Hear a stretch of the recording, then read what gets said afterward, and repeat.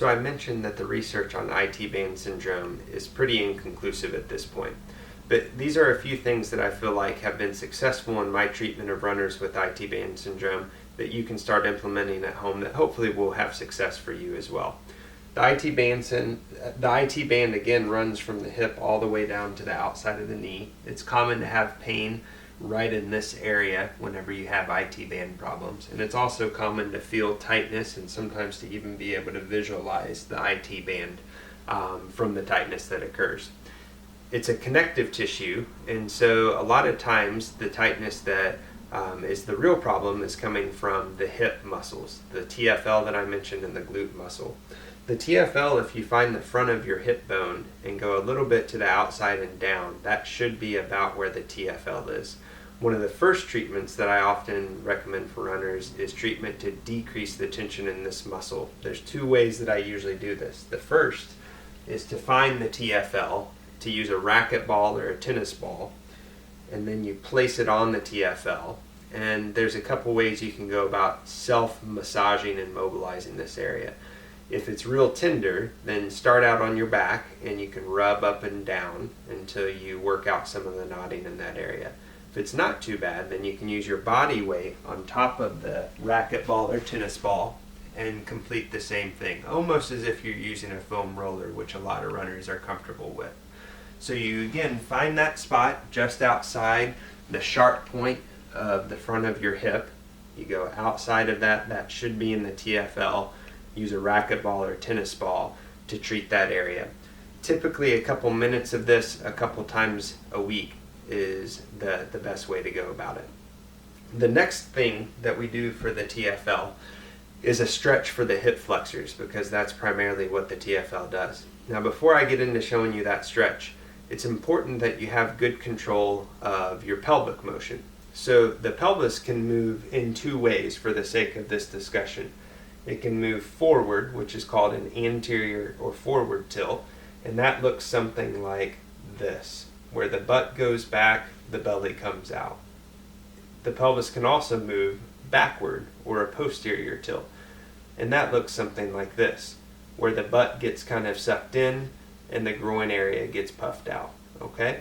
It's important to be able to control the pelvis for the stretches that I'm going to tell you tonight. So the first stretch is for the hip flexors that includes the TFL. What that looks like is you're going to go down with your injured leg back, and what you need to immediately do is to go into a posterior or backward pelvic tilt. So that's the one where you suck the rear end in. So you're going to suck in, and a lot of people, including me, will feel a stretch already in the front of the hip. If you feel a stretch already, then that's all that you need to do. If you're not feeling much of a stretch and you have the posterior tilt, then you keep your trunk upright and you begin to lean forward until you feel a stretch in the hip. The goal is to hold the stretch for a minimum of 30 seconds, but preferably up to a full 3 minutes in length. The research looking at stretching has shown that in order to have an actual change in muscle length over time, you have to hold for about 3 minutes, and you have to do it very, very frequently and for a long duration of time. Now that's not to say that shorter stretches, usually of 20 to 30 seconds in length, will not also do some good, but it's not going to lengthen the muscle like we used to feel like it would.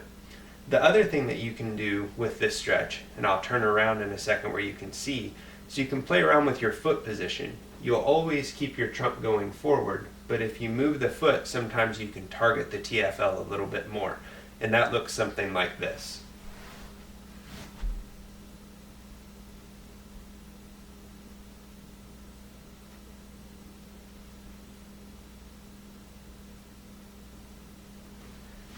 Everyone will be a little bit different in what position works best for them, but those two things, the racquetball and the hip flexor stretch, can help the TFL.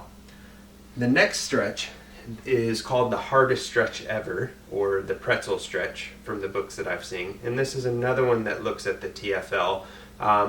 Theoretically, we would say that it stretches the IT band, but again, because of the fact that it's a thick tissue, really it's probably not doing much to the band itself. This position, you're going to do a traditional quad stretch, which again requires you to have a posterior tilt, okay? So you're going to lie down on your side. You're going to posteriorly tilt and go into a quad stretch. And then the key is to keep your femur or your leg at least in line with your trunk, or preferably further back than that. So from a forward view, you're in a quad stretch and you need to have that hip go into extension. From there, you'll bring your foot up to pull down on the outside of the leg. Again, holding this position for at least 30 seconds, but preferably up to 3 minutes at a time. Some people will feel a stretch in the area of the TFL or in the side of the hip or anywhere in the thigh. Others will just feel a big quad stretch, which means you probably need to do more quad stretching as well. Sometimes people will have back pain. If you have back pain, try to tighten your tummy muscles. If that takes the pain away, then it's fine to continue stretching. But if the pain in the back doesn't go away, it's probably a stretch that's too aggressive for you because of other instability issues. So skip that stretch at that time. The other thing that runners commonly use for IT band syndrome is a foam roller. Typically in the past, we've encouraged people, or I've encouraged people, to roll directly on the IT band. And that's okay if you do that. But more often than not, these days, what I'm having people do is to roll at an angle, more to get the thigh tissue from the front and the thigh tissue from the back rolled out, because those fibers often can be connecting into the fascial tissue around the IT band and pulling on that area. So again, I would recommend if you use a foam roller, similar to the racquetball, you're going to use either of those 2 to 3 times a week, a couple minutes at a time, working out the tissues in question. Ice can also be nice. Sometimes there is some swelling that occurs in this area. Again, the friction part of it is questionable, but if you put ice to this area, that can be helpful as well. Training modifications: if you decrease your use of hills, if you decrease your use of stairs, some people are doing running along with, say, CrossFit activities or other gym activities that have a lot of bleachers or stairs. Decrease the use of that, and then decrease the intensity of your workouts, at least for a temporary time. New research that's coming out has also looked at cadence changes. You might have heard of stride rate. The popular number right now is 180 strides per minute.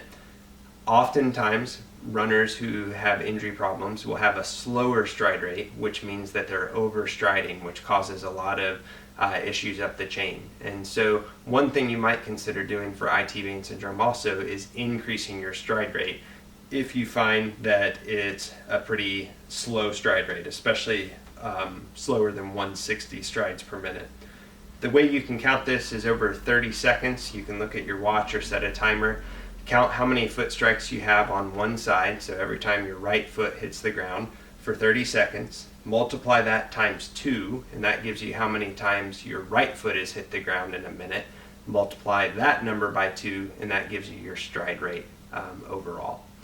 So those are some tips for IT band syndrome. This is something that can be severe and can last a while. If it lasts any more than 2 or 3 weeks with some treatments like this, I would recommend getting in to see a physical therapist, hopefully one who specializes in running injuries, to go ahead and do some other treatments that we can do in the clinic and to have a little more professional monitoring. Hope that helps. Keep out there, keep running out there, and I hope you like and follow the blog post. Thank you.